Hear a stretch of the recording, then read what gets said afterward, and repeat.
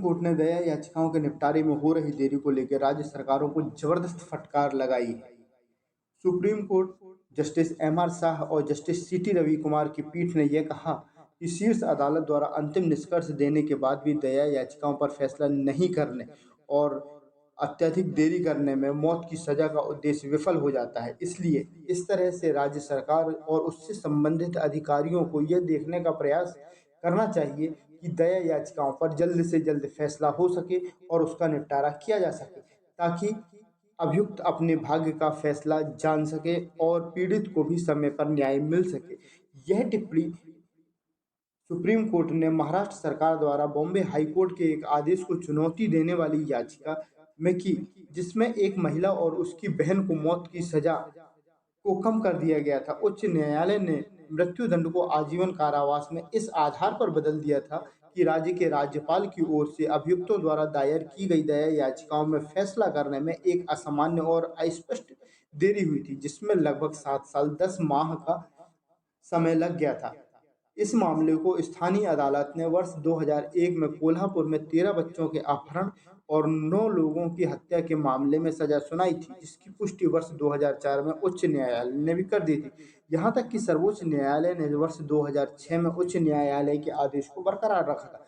बाद में उन्हीं दया याचिकाओं को 2013 में राज्यपाल और वर्ष 2014 में राष्ट्रपति द्वारा भी खारिज कर दिया गया था। उच्च न्यायालय के आदेश में हस्तक्षेप करने के से इनकार करते हुए शीर्ष अदालत ने कहा कि मौत की सजा को आजीवन कारावास में बदलने के दौरान अपराध की गंभीरता पर विचार किया जा सकता है। हालांकि दया याचिकाओं के निस्तारण में अत्यधिक देरी को भी मृत्युदंड को आजीवन कारावास में बदलने के दौरान एक प्रासंगिक विचार किया जाना चाहिए। उपरोक्त के मद्देनजर उच्च न्यायालय द्वारा मृत्युदंड को आजीवन कारावास में बदलने के पारित फैसले और आदेश में हस्तक्षेप करने की आवश्यकता नहीं होने की बात कही।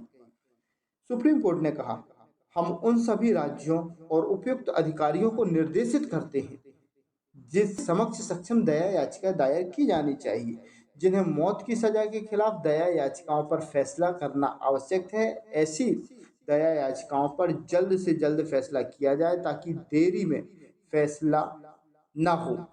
दया याचिकाओं पर फैसला नहीं करने से अभियुक्तों को लाभ नहीं होता है, बल्कि अभियुक्तों को इस तरह से अत्यधिक विलंब के कारण परेशानी होती है।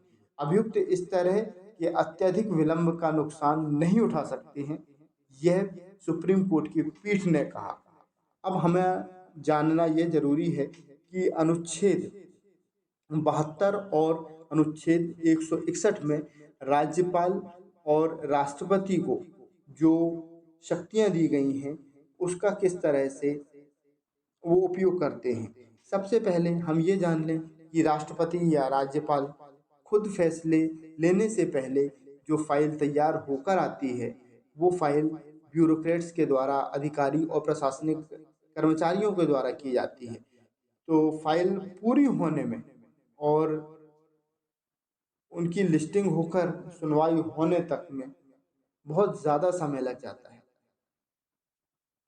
और इसी पर सुप्रीम कोर्ट ने अपना कड़ा विरोध व्यक्त किया है और राज्य सरकारों को निर्देशित किया है कि मामलों की सुनवाई जल्द से जल्द हो और उनका निपटारा भी जल्द से जल्द हो।